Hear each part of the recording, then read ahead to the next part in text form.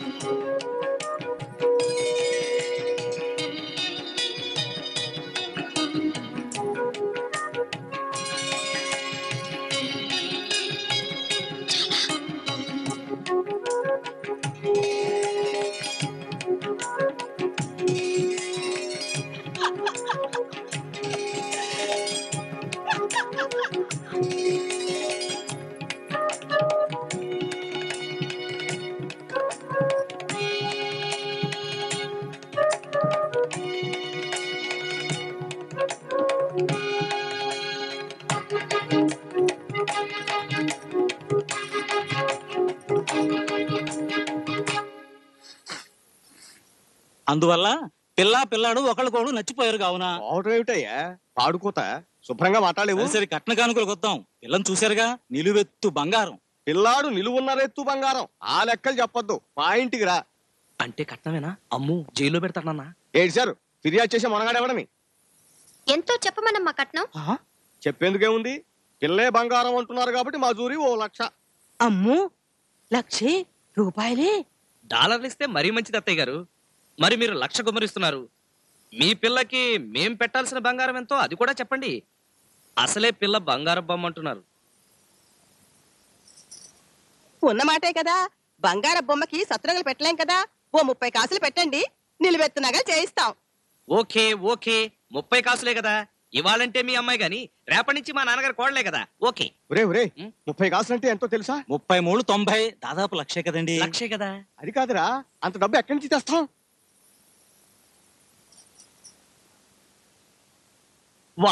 వారే వా, క్యా బాత్ హై, గొప్ప ఐడియా. ఏమిటిరా, నాతో చెప్పు మెల్లిగా. సింపుల్ నాన్న, భయం ఎందుకు? వాళ్ళు మనకి ₹1,00,000 క్యాష్ కట్నంగా ఇవ్వాలి.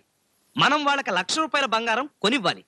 మన దగ్గర డబ్బు లేదు, వాళ్ళిచ్చిన 1,00,000తోనే కొనివ్వాలి. అనగా వాళ్ళు కుడి చేత్తో మనకిచ్చే 1,00,000ని మనం ఎడం చేత్తో బంగారంగా ఫిరాయించి వాళ్ళకిచ్చేస్తాం. అంచేత దానికి దీనికి చెల్లు, ఎవరికెవరు ఏమీ ఇవ్వక్కర్లేదు.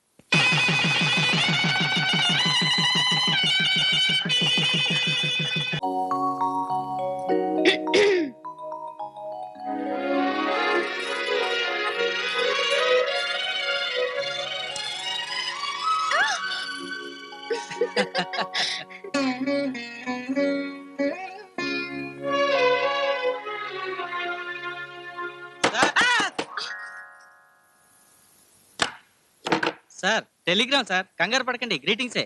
మరైతే తలుపు కొట్టించేంత అర్జెంట్ ఏమిటని? సార్ నిజంగా పెళ్లికి దీవింపులు తెచ్చేది దీవించేది మేమే సార్. సాయంత్రం నుంచి 25 పైగా తెచ్చాను. ఒక్క థ్యాంక్ యూ అయినా తగలలేదు. Thank you sir. ఒక్క థ్యాంక్ యూ కూడా తగలలేదు సార్. అందుకని తెగించి తమ దగ్గరికి వచ్చేసా. పొద్దున్నే కనిపించు బాబు, 1 కాదు 100 థ్యాంక్ యూలు ఇస్తాను. Sir thank you sir. Good night sir. Happy night sir.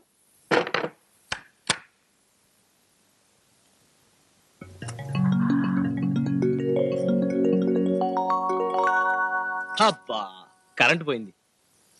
పోతేనే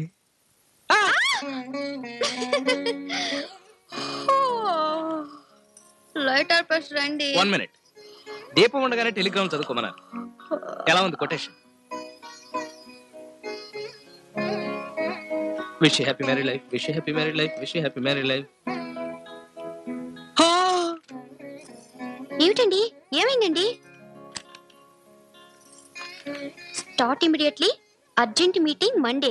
ఊర్మిళ, ఈ ఊర్మిళ సుర్పణికి ఏమిటండి? మా మేనేజింగ్ డైరెక్టర్. వాట్ ఇఫ్ రావటానికి వీలేదని మీరు టెలిగ్రామ్ కొట్టండి. లాభం లేదు, ఈ మీటింగ్ ఉండొచ్చని వార్నింగ్ ఇచ్చే పంపించింది. ఇప్పుడు ఎలా? సోమవారం పొద్దున్నే బొంబాయిలో ఉండాలంటే తెల్లారు గట్ల 6 బండికి వెళ్ళిపోవాలి. నేను తెల్లారి రైలుకి కొచ్చిన్ వెళ్ళిపోతా. ఎందుకు వచ్చిన గాని ఈ సెలవులు హాయిగా ఇక్కడే ఎంజాయ్ చేయరాదు? మీ లేని హాయి నాకెందుకండి, నేను వెళ్ళిపోతా. ఆహా, వెళ్ళొస్తానా?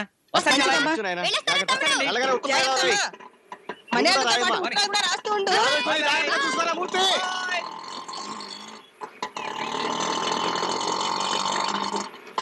అవును కాని అక్కయ్య ఆటో ఇటును బావగారు అటు వెళ్తున్నాయేమిట్రా? బొంబాయి అటుకేసి కొచ్చిన్ ఇటుకేసి కదమ్మా. వాళ్ళెక్కే రైలు స్టేషన్ ఒకటే కదండి. హ్మ్.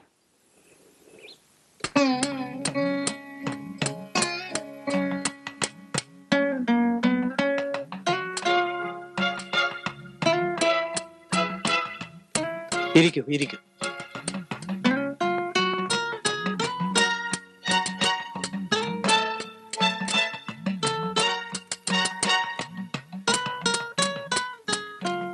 എന്താ മധുരമായ സ്വപ്നങ്ങളും കണ്ടുകൊണ്ടിരിക്കുകയാണോ?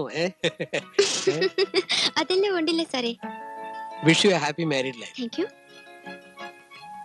ആദ്യ രാത്രിയെ കുറിച്ച് ഒരു ജോക്കുണ്ട്.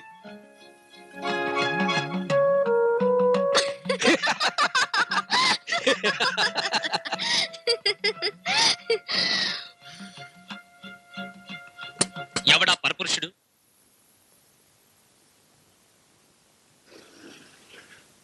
ఎవటి వాడు అంటున్నాను?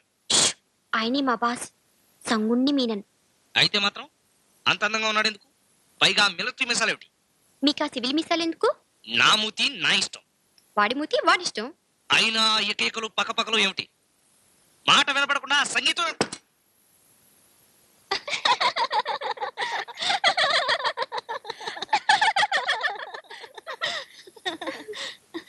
Hi, KK. Wish you a very, very happy married life. Thank you madam. Enjoy the short honeymoon.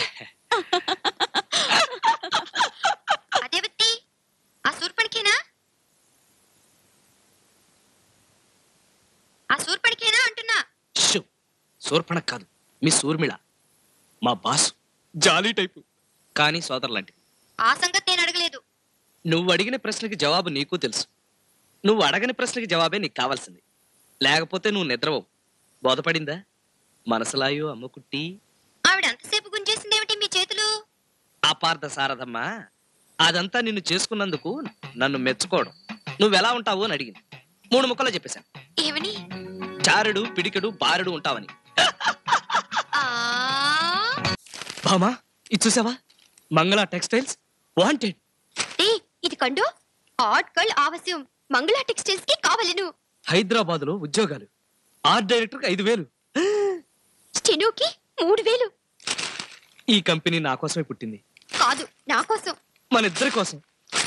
ఇద్దరం హాయిగా ఇలసాటి లేని జంటలా హైదరాబాద్ లో డ్యూయెట్లు పాడుకోవచ్చు. చలో హైదరాబాద్. కంగ్రాచులేషన్స్. కొత్తగా బట్టల కంపెనీ పెట్టినట్టున్నారు. పేపర్ లో ప్రకటన చూశాను. ఇవాళ ఏమిటి 20 ఏళ్ళ నుంచి చూస్తున్నాను. ఎప్పుడు ఏదో ఒక కొత్త పని మొదలెట్టి కంపెనీ వృద్ధి చేస్తూనే ఉన్నారు. నేను దేశ సేవ కోసం వ్యాపారం చేస్తున్నానని అబద్ధం చెప్పను. మీరు చెప్పినా నమ్మను. భలేవారు సార్, ఉన్న మాటే అన్నారు. సరే గాని కొత్త ఉద్యోగాలు ఉన్నట్టున్నాయి. మా ఆఖరి బాంబర్ది మరీ అడ్డగాడిగా తిరుగుతున్నాడు. మిగతా గాడిదలు 3కి ఉన్నాయనుకోండి, వీడే వేకెంట్. వీడికి మీ దాంట్లో ఏమైనా? నేను అడ్డగాడిదలకు ఆ మాట మీరే అన్నారు. ఉద్యోగాలు ఇవ్వను. నేను ఇవాళ మీ వల్ల ఓ కొత్త సంగతి తెలుసుకున్నాను. కుటుంబంలో ఒక్కరికి కూడా పని దొరక్క ఎందరో అల్లాడుతూ ఉంటే, మీలాంటి కుటుంబాల్లో నలుగురేసి అడ్డగాడిదలకు ఉద్యోగాలు ఉండటం చాలా దారుణం.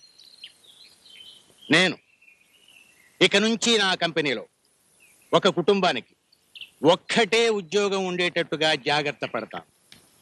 నీకు పని కావాలి, నాకు డబ్బు కావాలి, అంతే. That's all. మధ్యలో ఈ బోర్డు రూల్స్ ఏమిటని?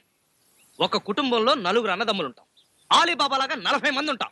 నీకెందుకో ఒక్కడే పని చేయాలా? అసలు నీకు మతుందా? ఏమండోయ్, నేను బామని, సేట్ని కాను. నిన్ను కాదు, సేటు సంగతి. వాణ్ణి కొరడాతో నడ్డి మీద చంపేయాలి. బాగుందండి. వాళ్ళ కంపెనీ వాళ్ళ ఇష్టం. మీరు ఇలా ఆవేశపడి కోపం తెచ్చుకుంటే ఇది నేరం, ఇది ఘోరం. వాణ్ణి ఫుట్బాల్ లాగా తన్ని పారేస్తానంతే.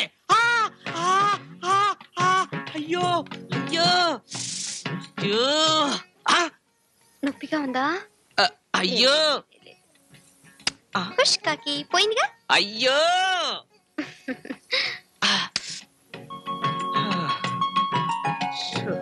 తన కోపమే తన శత్రువు అన్నారు. ఇందుకే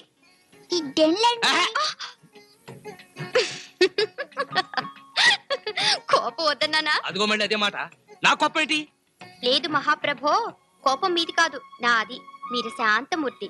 చెంగల్పట్టు శాంతారాం అంటే మీరే. అలా అన్నావు, బాగుంది. వెయిట్.